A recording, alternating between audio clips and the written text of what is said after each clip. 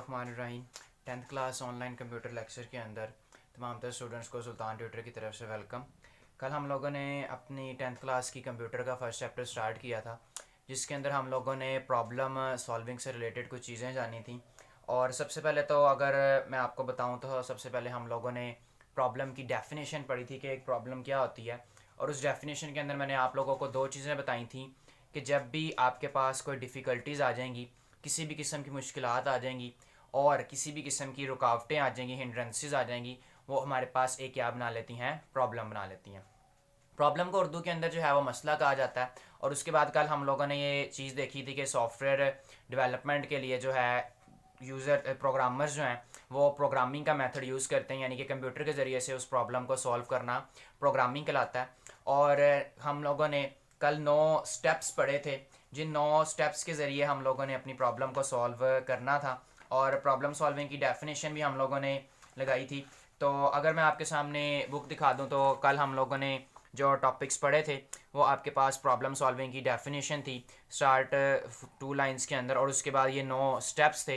इन 9 steps के अंदर से कुछ स्टेप्स जो हैं वो आपके स्मार्ट सिलेबस के अंदर गिवन है, कुछ आपके स्मार्ट सिलेबस के अंदर गिवन नहीं है, जिसमें से पहला प्रॉब्लम आइडेंटिफिकेशन कल हम लोगों ने पढ़ लिया था। एक दफ़ा उसको मैं रिपीट कर देता हूँ। प्रॉब्लम आइडेंटिफिकेशन को, प्रॉब्लम को पहचानना, मसले को पहचानना, मसले को जानना कि आखिर मसला क्या है, वो क्या कहलाता है, प्रॉब्लम सॉल्विंग कहलाता है। एग्जाम्पल के तौर पे अगर मैं आपके सामने 2x3 लिखता हूँ और इसका आंसर आप लोगों से मैं रिक्वायर्ड करता हूँ, तो आप लोग कभी भी इसका आंसर 5 मुझे नहीं दे सकते। क्यों नहीं दे सकते? क्योंकि आप लोगों के पास एक पहचान है कि मल्टीप्लिकेशन का साइन जब भी आएगा तो जो आंसर होगा वो हमेशा मल्टीप्लिकेशन करके आएगा। 6 आंसर इसका बन जाएगा आपके पास। आप लोगों ने क्या किया, मसले को पहचाना कि आपके पास मसला क्या है। उसके बाद मसला पहचानने के बाद आपने उस मसले को हल किया और उसका जवाब जो है वो निकाल लिया।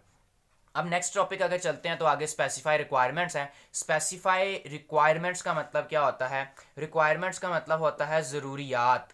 ठीक है, एग्जाम्पल के तौर पे जैसे कि अगर किसी भी काम को करने के लिए जो चीज़ें रिक्वायर्ड होती हैं, जो मेरे पास चीज़ें ज़रूरियात मेरी होती हैं, वो सारी ज़रूरियात हम लोगों ने क्या करनी होती हैं, वजाहत से बयान करनी होती हैं ताकि हमारा मसला अच्छे तरीके से हल हो सके।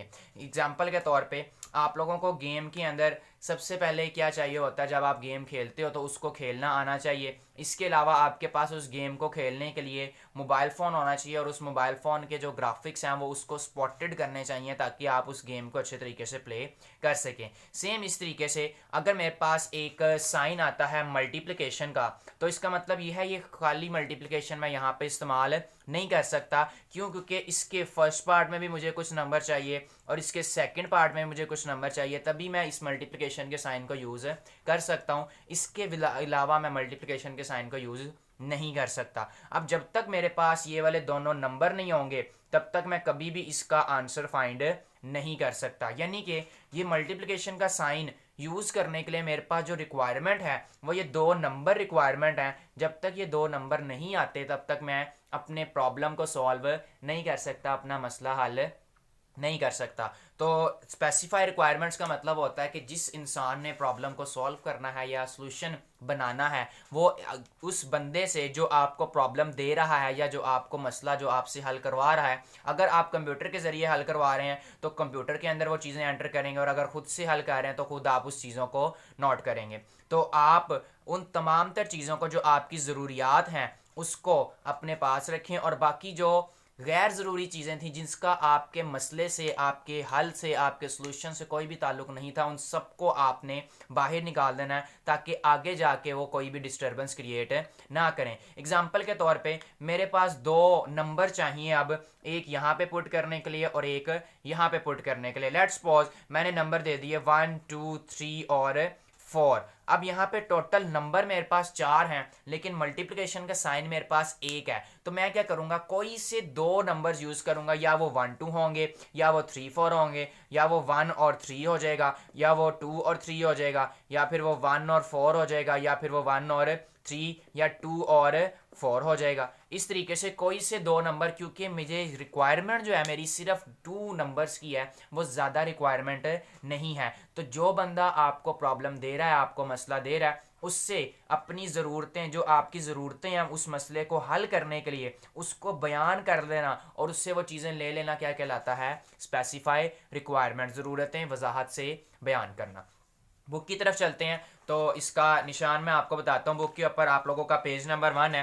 पेज नंबर 1 के ऊपर स्पेसिफाई रिक्वायरमेंट्स का टॉपिक गिवन है, और स्पेसिफाई रिक्वायरमेंट्स की जो डेफिनेशन आप लोगों ने निकाली है वो most of the users can not explain their exact software requirement, they are uncertain about what they want to do with the software. काफ़ी लोगों को ये बात नहीं पता होती कि उन लोगों को सॉफ्टवेयर किस लिए चाहिए, वो अनसर्टेन होते हैं, यानी कि उनको बिल्कुल नहीं पता होता कि वो किस काम के लिए इसको इस्तेमाल कर रहे हैं। यहाँ तक सॉफ्टवेयर तक आप लोगों ने इसका मार्क करना है। सॉफ्टवेयर का मार्क करने के बाद आपने सेकंड लास्ट लाइन में आ जाना है, this stage demands to make clear the user requirement so that a proper solution could be suggested. यहाँ तक आप लोगों ने इसकी डेफिनेशन करनी है स्पेसिफाई रिक्वायरमेंट्स की। 2 मार्क्स के अंदर अगर शॉर्ट क्वेश्चन आ जाता है। अगर आप थोड़ा सा इसको एक्सटेंसिव करना चाहते हैं तो आगे भी कर सकते हैं। This stage involves the formation of requirement document which describes the feature the system is expected to provide and the restriction under which it must operate। यहाँ तक आप लोगों ने इस क्वेश्चन को करना है। इस शॉर्ट क्वेश्चन को आप लोगों ने यहाँ तक मार्क कर लेना है, और मार्क करने के बाद आप लोगों ने 2 मार्क्स का शॉर्ट क्वेश्चन जो बोर्ड में आएगा वो इस तरीके से आप लोगों ने सॉल्व करना है। ठीक है, नेक्स्ट आगे चलते हैं। तो नेक्स्ट हमारा टॉपिक है स्मार्ट सिलेबस के अंदर, वो है एनालाइज द प्रॉब्लम। एनालाइज का मतलब जो होता है वो होता है डिवीजन कर देना, आपको डिस्ट्रीब्यूट कर देना। तो एनालाइज का जब भी आपके सामने वर्ड आएगा तो आप लोगों ने एक चीज़ अपने जहन में लेके आनी है, वो लेके आनी है डिस्ट्रीब्यूशन। डिस्ट्रीब्यूशन अब किसकी होगी?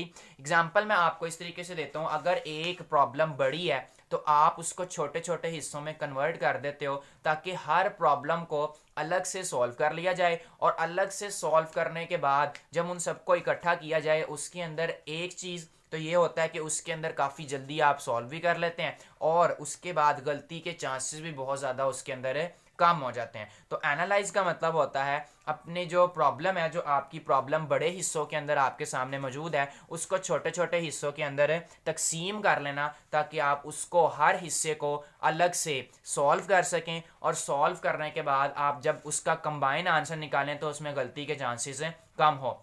एक छोटी सी एग्जांपल देता हूँ।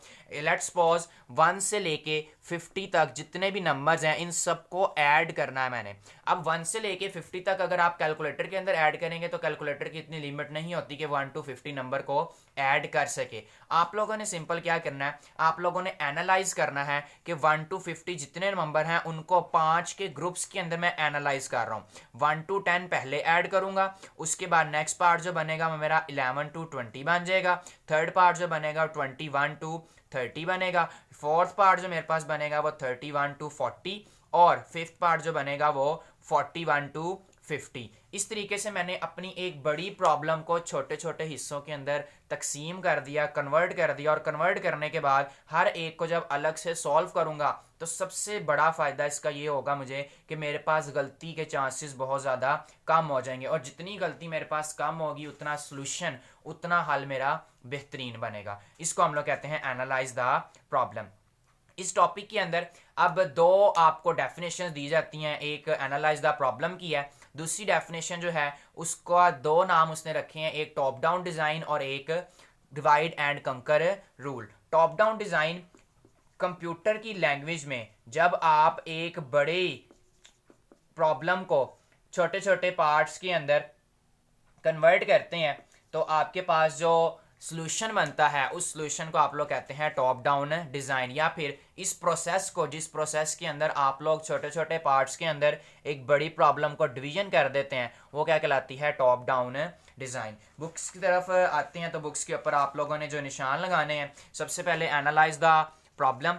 At this stage the problem is decomposed. Decompose का मतलब होता है तोड़ देना। प्रॉब्लम को हम लोग तोड़ दिया जाता है इनटू सब प्रॉब्लम, छोटी छोटी प्रॉब्लम में। rather on concentrating the bigger problem as a whole we try to solve each problem separately. This leads to a simple solution. यहाँ तक आपकी एनालाइज द प्रॉब्लम की डेफिनेशन है, और यही डेफिनेशन आपकी टॉप डाउन डिज़ाइन की भी है, और यही डेफिनेशन डिवाइड एंड कंकर रूल की भी है। ये तीन डेफिनेशन इस टॉपिक के अंदर उसने आपको क्लियर कर दी हैं। First of all analyse the problem, second definition top down design, and third definition जो है आपके पास आती है डिवाइड एंड कंकर रूल। टोटल आज हम लोगों ने 4 डेफिनेशंस को स्टडी किया है। एक specify requirements, analyse the problem, तीसरी डेफिनेशन आपके पास टॉप डाउन डिज़ाइन, और चौथी डेफिनेशन डिवाइड एंड कंकर रूल। कल इंशाल्लाह ताला नेक्स्ट जो हमारा स्मार्ट सिलेबस का टॉपिक है उसको लेकर आगे चलेंगे।